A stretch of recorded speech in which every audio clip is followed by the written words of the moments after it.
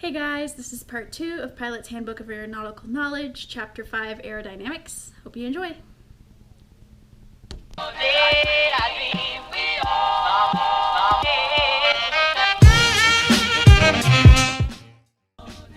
But before we do that, we're going to talk about forces in a turn.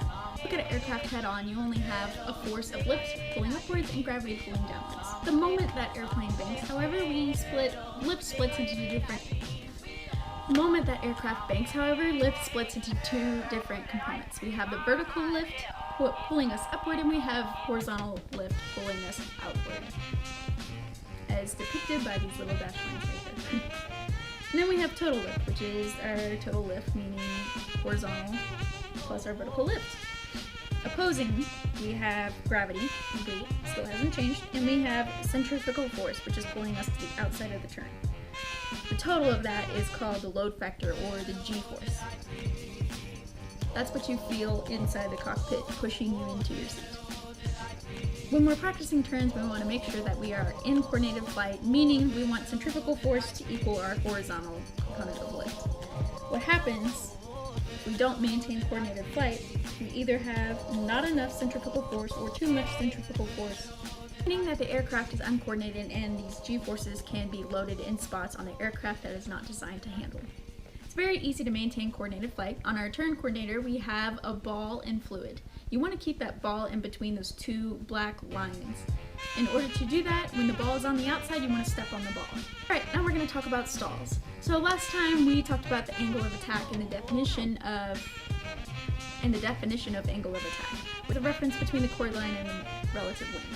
Angle of attack is the angle of attack of which airflow is separated from the wing, meaning we are no longer able to create lift and therefore results in a stall. Fortunately, there is no way for us to be able to tell the actual angle of our attack in our aircraft, but we can get close by studying our V-speeds. You can find your V-speeds for stalls, VSO in the landing configuration and VS in the clean configuration in your pilot's operating handbook. Make sure you study the correct POH for your aircraft because the V-speeds do vary in between aircrafts. There are some factors that affect stall speed. For example, configuration. When we have our flaps down, that increases the chord line, which increases lift and decreases our V-speed for stalls. Weight is also a factor that affects stall speed. The heavier your aircraft weighs, the more lift it's going to have to create to maintain level flight, and therefore you have an increase in stall speed. And load factor. When you're in a turn and you have more load factor, the aircraft is acting as though we are a heavier aircraft. Therefore, our stall speed goes up. And lastly, spins. Spin is what happens when you are in uncoordinated flight during a stall, meaning both wings are stalled, but one wing is still creating just a little more lift than the other wing. And that causes one wing will drop, and then you'll start spiraling down. When recovering from a spin, in case you ever find yourself in this situation, you want to remember the PARE acronym, P-A-R-E. P stands for power to idle, A is for ailerons to neutral, R is opposite rudder, and E is elevators back. You don't want to pull the elevators roughly back, but more of a gradual increase in pitch. Now, we talked a little bit about thrust in the beginning, but there's a little more that goes into it, so we're going to get into propellers and thrust now. So your propeller, if you look at it on the side, is basically just a small airfoil.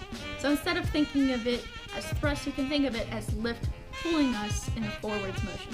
In aviation, we have what is called turning tendencies, which are all relevant to the propeller in front of the aircraft. The first one is P factor. So P factor is when the descending blade is creating more lift than the ascending blade, resulting in a left if our propeller is turning clockwise. If we're sitting in the cockpit, the blade will be creating more lift and pushing that side forward, causing us to turn to the left. We have spiraling slipstream. Spiraling slipstream is the air current of the propeller flowing around the aircraft and coming back and hitting the tail. So it pivots along the vertical axis and pushes us this way or to the left. Gyroscopic precession.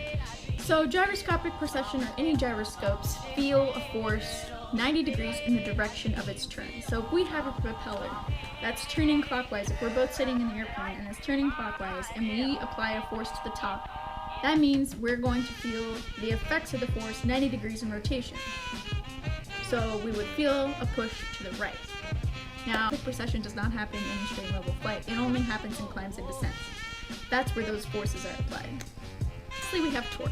So a good explanation that I like to use for torque is Newton's third law of motion. For every action, there's an opposite and equal reaction. If we're able to grab a hold of a propeller that was turning, the result of that would be the aircraft turning in the opposite direction.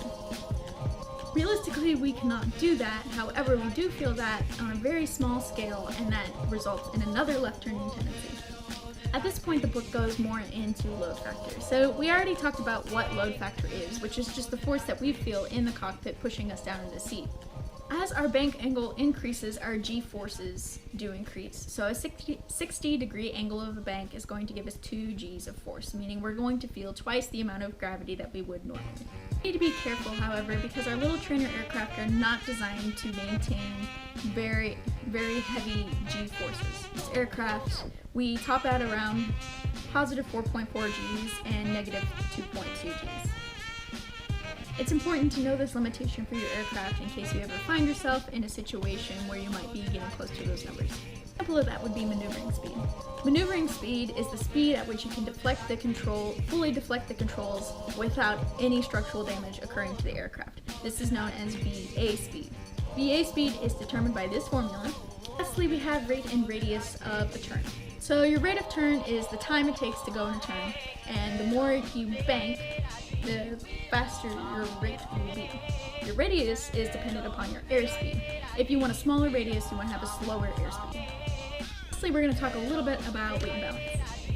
So I mentioned briefly before that we can control longitudinal stability with our position of center of gravity, but I'm going to show you on this little thing how to do that. So you can think of an airplane as a seesaw, right? So on one side of the seesaw we have a force, which is created by the tail. The tail is just an upside down wing producing lift in a downwards direction, and that opposes our center of gravity.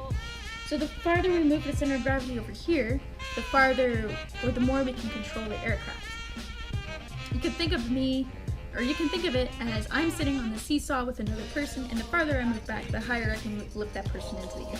If we have a forward CG, the tail has to create more lift in a downwards direction in order to maintain straight level flight with this CG.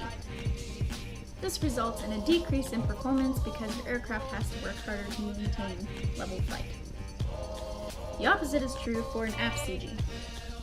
With an aft CG, we have less tail-down forces required, therefore less lift is required to maintain the aircraft in straight level flight.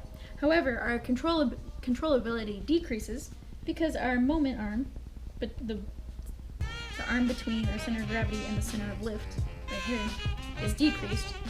Or you can think of it as I'm moving forward on that seesaw and I'm having a hard time moving that person, the larger person, on the other end.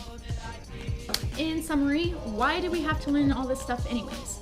Well, in the Airman Certification Standards, it lists weight and balance and aerodynamics as one of the mandatory components that you need to go over on a check ride. It also helps you better understand the limitations of the aircraft that you're flying, and therefore if knowledge is power, then you are a better pilot when you understand these concepts better. Alright, so takeaways for today. Make sure you understand the weight and balance, how CG affects performance, stalls and spins and how to prevent them as well as recover from them. Familiar with your aircraft's limitations, that includes all your aircraft V-speeds, which we will get into some more of those on a later subject, but for today, that's all. Guys, thank you for listening to my second video in this series, and I hope you guys enjoyed it, and if you have any questions, don't forget to leave a comment below, subscribe, and don't forget to smash that like button. Bye!